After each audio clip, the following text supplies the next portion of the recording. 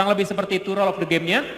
Kita mulai dari paslon nomor 1 untuk bertanya ke pasangan nomor 2. Waktu Anda, Bapak atau Ibu, 1 menit dimulai dari Anda menyampaikan pertanyaan. Pak Basuki, Komnas Perempuan menyatakan dari tahun 2015 ke 2016 terjadi peningkatan kekerasan pada perempuan di Jakarta. Di sisi lain sangat disayangkan sebagai gubernur Bapak justru melakukan kekerasan verbal atau lisan terhadap perempuan, termasuk memaki, membentak-bentak. Masyarakat luas ikut loh menyaksikan karena ini sudah menjadi video viral di masyarakat.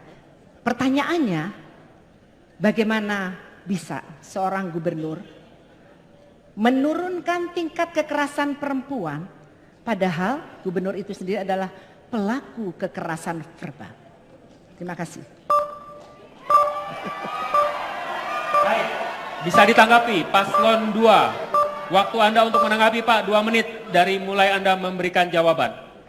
Makanya saya katakan ini terus memfitnah kalau nggak ada program yang baik. Ya lebih elegan sedikit. Saya menyadari, tadi pasangan 3 juga katakan, LSM di Jakarta begitu banyak. Kenapa? Karena itulah orang Jakarta lebih terdidik.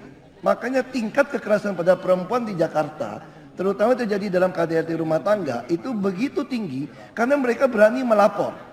Makanya kami, dulu saya dikritik, kenapa mau membangun apartemen di tanah-tanah polisi dan TNI. Sebetulnya kami mau numpang, itu adalah rumah-rumah aman untuk perempuan yang mengalami kekerasan dalam rumah tangga. Jadi dititipkan di dalam mesnya polisi sebetulnya. Itu idenya seperti itu. Lalu katanya saya ada kekerasan pada verbal. Itu satu kasus terus dibesar-besarkan. Itu adalah orang yang jelas mengambil KJP kontan. Tapi coba lihat, buktinya ibu-ibu demen tuh foto sama Ahok sampai ngantri, sampai bayar. Jadi bagaimana bisa orang yang melakukan kekerasan kepada perempuan didatangin? Istri saya udah kabur duluan kali kalau saya keras kepada istri saya. Nah ini tentu saya ingin sekali ya di dalam pilkada ini janganlah gunakan fitnah-fitnah, contoh-contoh yang membangun opini yang jelek. Mari kita berlomba program demi program. Sangat disayangkan pasangan calon 1 ini programnya ngambang kayak CCTV. CCTV kita sudah punya banyak. Bahkan Ibu Sirvi, mohon maaf nih, ini contoh pejabat yang tidak mau kenal PNS yang golongannya rendah. Makanya kagak kenal ya, ada yang disabilitas. Terima kasih. Baik, baik. Kembali ke pasangan, mohon tenang. Mohon tenang. Bapak dan Ibu sekalian, kita sudah sepakat tidak ada yel-yel dalam debat ini. Tidak ada yel-yel. Jadi saya mohon dengan sangat, jangan ada yel-yel, ya, supaya kondisinya kondusif. Waktu Anda Pak, untuk menanggapi 1,5 menit, dimulai dari jawaban Anda. Pak Basuki berbicara kita fitnah. Yang jelas itu semua sudah diketahui publik. Viral di mana-mana. Dan itu bukan hoaks. Ada di mana-mana Bapak mempertontonkan kekerasan verbal, lisan terhadap kaum perempuan yang harusnya dihormati. Judgment di depan publik. Bapak tidak ingat bahwa kekerasan verbal seringkali lebih menyakitkan dibandingkan kekerasan fisik. Apalagi ketika dipamerkan ke depan publik, terekam selama-lamanya. Bayangkan kalau itu terjadi kepada keluarga Bapak.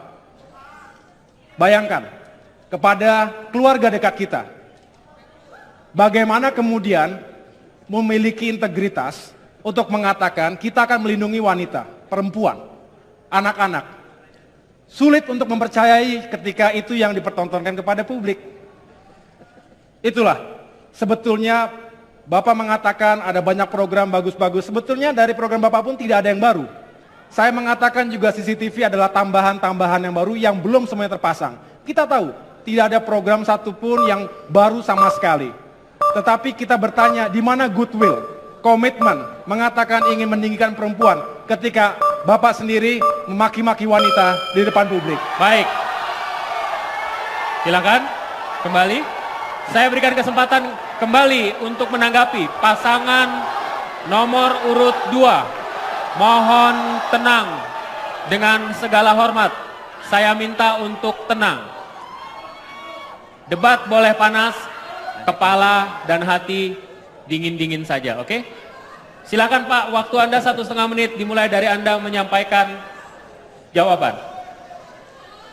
Begini ya, tadi disampaikan dengan sangat kacau antara satu perempuan, dua perempuan dengan kaum perempuan berbeda. Ketika ada ketidakjujuran untuk mendidik, perlu sekali waktu kata-kata yang tegas dan jelas. Sehingga benar-benar kita akan dididik mempunyai moral yang jujur, moral yang bertanggung jawab. Tetapi yang perlu saya sampaikan di sini adalah, bukankah sekarang Pak Ahok sudah menjadi Basuki? Sehingga proses belajar ini menjadi bagian terpenting bagi kita ya untuk benar-benar melakukan tindakan korektif. Kami betul-betul sangat anti kepada korupsi.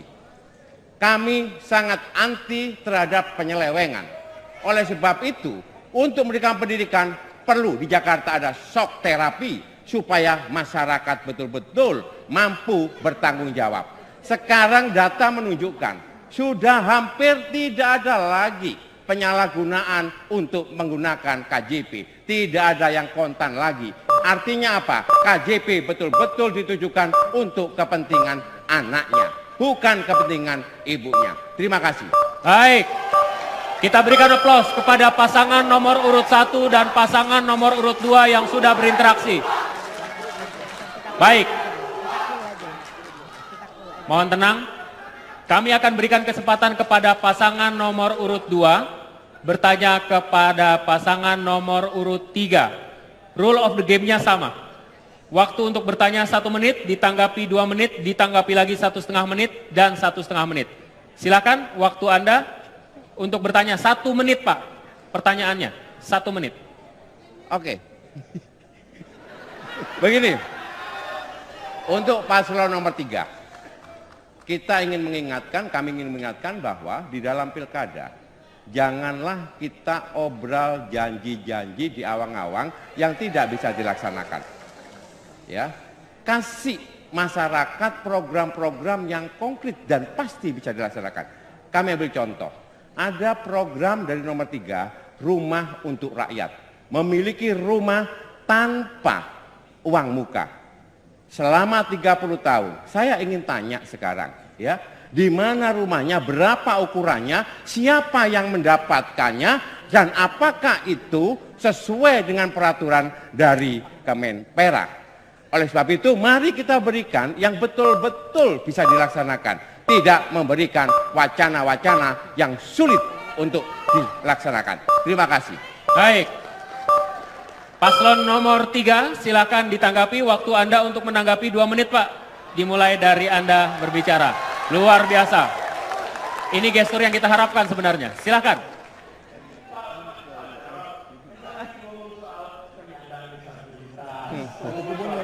Ada peningkatan kualitas hidup tuh salah satu.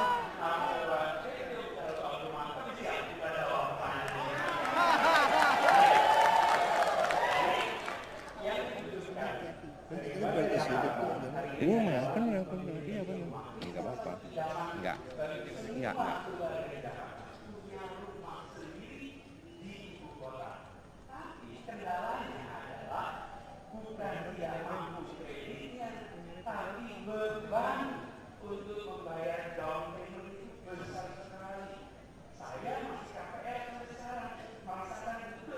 Bagaimana mencari uang untuk bisa membayar down payment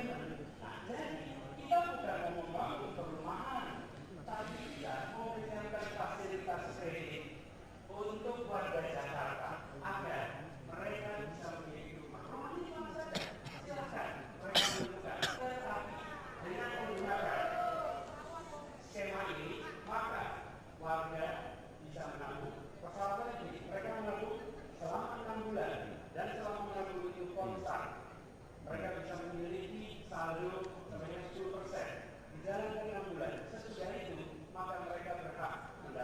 smiling,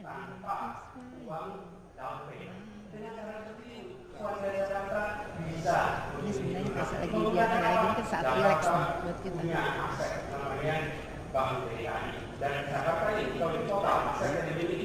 Dari 1.000 kalau tiap keluarga dihitung, satu orang jika dibagi rata-rata 1.000 triliun dibagi 10.150.000 penduduk di Jakarta, apa yang terjadi? Kira-kira 100 juta per orang. Izinkan warga Jakarta merasakan aset 100 jutanya dalam bentuk down payment 0 rupiah. Terima kasih. Baik.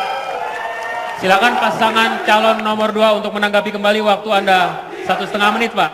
Dimulai dari Anda menyampaikannya. Mohon tenang. Memang masalah 1 menit jadi masalah. Sebetulnya kenapa Mas Jarod tanya soal perumahan?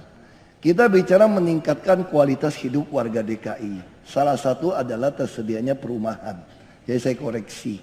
Nah yang kami tanya, kalau seandainya bangun rumah susun ukuran 36 saja, itu kira-kira 300 juta. Kalau tanpa DP saja, tanpa bunga saja, diangsur oleh rakyat Jakarta, warga DKI, 30 tahun itu harus mengeluarkan 833.000 per bulan. Ini masalah buat orang yang gajinya pas-pasan 3 juta. Karena komponen kebutuhan hidup layaknya nggak ada.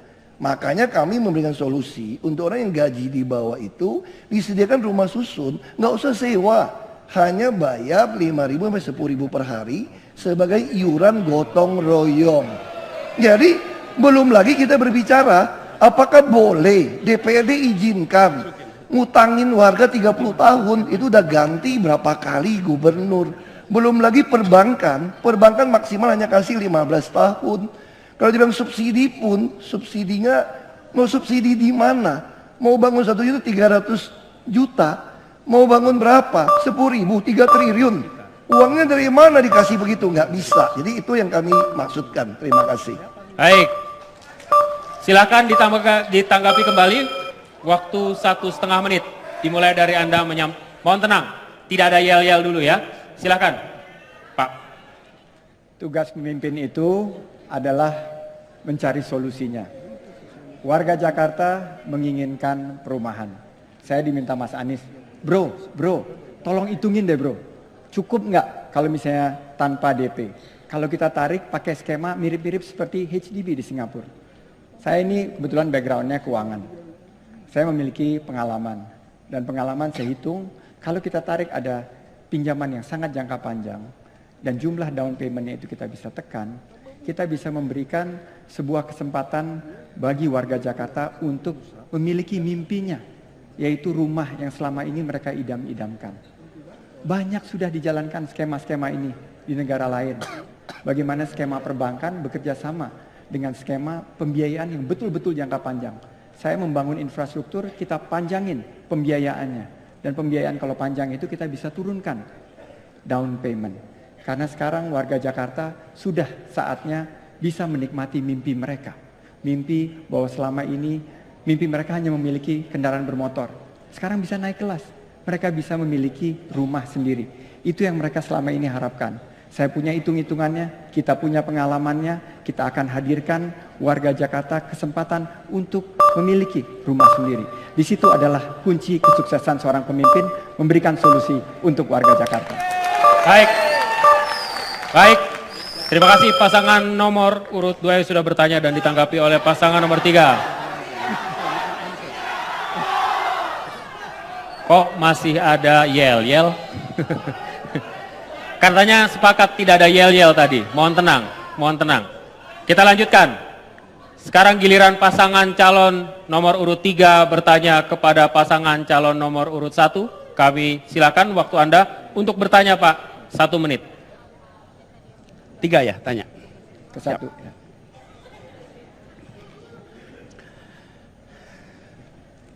Saya bertanya untuk Ibu Silvi karena ini terkait dengan Satpol PP. Bu.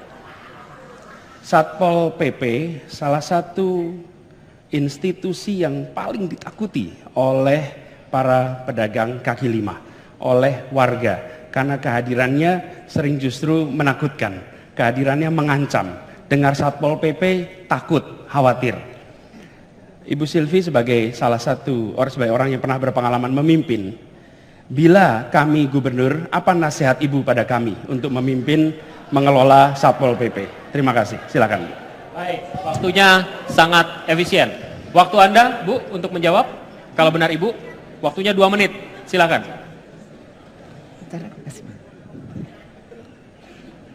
Pak Anies, pas betul Pak Anies menyampaikan bahwa saya memang pernah menjadi PLT Kepala Satpol PP. Pada saat itu Pak Joko Widodo yang mengangkat saya sebagai PLT. Jadi memang Satpol PP ini bisa kok dikelola secara humanis. Sebagai bukti bahwa ketika PKL ini mestinya digusur, tapi saya mengatakan jangan digusur, ini ditata. Saya punya contoh konkret, bisa lihat di Jalan Sabang, itu ada yang namanya Kampung 5. Itu terbaik PKL dengan food security-nya yang higienis itu se-Asia tahun 2010. Kemudian kalau kita jalan-jalan ke Menteng loh, itu di Jalan Sidoarjo, itu berantakannya, kemudian kita kelola. Sampai sekarang rata-rata kalau pulang dari debat kampanye langsung makan-makan di sana, sangat higienis. Jadi kata kuncinya adalah bagaimana kita memimpin itu dengan hati. Dan saya yakin betul pada saat kita memimpin dengan hati dan kita tahu, kita ikuti programnya, tapi tetap ada ketegasan. Dan saya bersyukur saya mendampingi seorang gubernur yang luar biasa, Mas Agus, ahli soal keamanan. Saya minta Mas Agus untuk menjawab bagaimana strategi mengatasi keamanan dengan Satpol PP-nya. Silakan Mas. Satpol PP harus diberdayakan sesuai dengan tupoksinya, tugas pokok dan fungsinya yang memang membantu gubernur untuk melakukan penertiban terhadap hal-hal yang memang mengganggu lingkungannya. Tetapi bukan untuk mengusir PKL tanpa manusia, tidak dengan manusiawi. Justru sebaliknya, PKL harus diberdayakan dengan sebaik-baiknya karena itu menjadi penggerak ekonomi kerakyatan. Dan Satpol PP benar-benar harus kita gunakan untuk mendukung hal-hal yang lain. Baik, waktunya habis. Terima kasih, Pak. Ditanggapi waktu Anda 1,5 menit.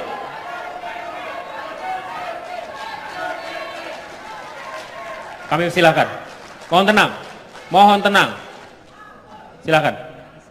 Terima kasih Bu Silvi. Kami berjalan di 267 kelurahan dan memang kami melihat seperti cerita Bu Cecep. Bu Cecep ini adalah pengusaha bahan bangunan di Berlan. Dia khawatir sekali bahwa lahan usahanya itu tidak berkelanjutan karena kerap kali Satpol PP hadir. Nah, kami melihat bahwa betul kita harus memimpin dengan hati. Tapi yang kita ingin sampaikan adalah sebuah program pemberdayaan. Bagaimana kisah-kisah seperti Ibu Cecep, kisah-kisah seperti Ibu Awi yang berjualan bir peletok, yang nanti akan menghiasi pariwisata syariah malam kita, itu bisa kita berdayakan. Kita punya program OKOC. OKOC itu adalah kredit khusus untuk perempuan. OKOC bisa mengangkat pemberdayaan dari perempuan. Bagaimana skill, jejaring, dan akhirnya permodalan itu kita bisa hadirkan untuk mereka. Kesejahteraan adalah salah satu yang diinginkan oleh para pedagang kaki lima. Sementara kita juga tahu mereka ini ingin juga tertib. Mereka ingin ikut kok program pemerintah.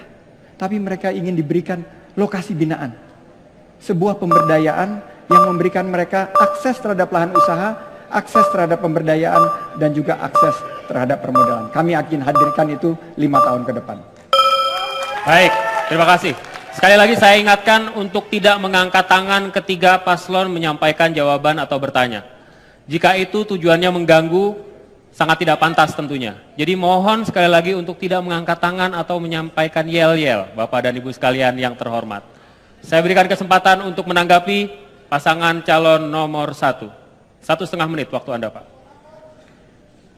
Memang membutuhkan kreativitas, imajinasi dalam melakukan berbagai hal untuk menata lingkungan sehingga lebih tertib, lebih higienis, lebih manusiawi, dan lebih menguntungkan. Menjadi daya tarik tersendiri bagi kota Jakarta. Inilah seharusnya dimiliki oleh pemimpin di Jakarta. Kalau hanya sekedar menggusur, saya pikir tidak perlu ada pemimpin yang benar-benar memiliki visi ke depan. Tetapi yang paling penting adalah bagaimana kita bisa menata itu dengan baik di lokasi yang kita siapkan. Pembinaan, pemberdayagunaan PKL tadi, termasuk komunitas yang ada di masyarakat kita. Semuanya harus tumbuh bersama-sama. Jangan sampai yang lemah selalu kalah, yang lemah pasti tergusur. Sedangkan yang memiliki kemampuan, dia bisa berada di atas segalanya. Ini tidak adil. Pembangunan di Jakarta harus berkeadilan. Dan dalam menggunakan birokrasi kita, termasuk tangan-tangan yang ada di dalam Pemprov DKI Jakarta, termasuk Satpol PP, itu juga harus menggunakan logika dan hati nurani yang baik. Memang terkesan klise, tetapi inilah esensi dari kepemimpinan. Kepemimpinan pada akhirnya adalah bagaimana mempengaruhi orang lain secara ikhlas mengikuti kita. Dan inilah harusnya yang kita lakukan, bukan hanya dengan kekuasaan, kekerasan, atas nama pembersihan dan penertiban kemudian kita menggusur mereka selama-lamanya, menyakiti mereka dan menghadirkan trauma. Ini tidak benar dan harus kita rubah. Baik. Silakan. Sesi ini berakhir, tapi masih ada sesi selanjutnya. Interaksi antar pasangan calon dengan pasangan calon lainnya. Tetaplah bersama kami di debat final Pilkada DKI Jakarta 2017.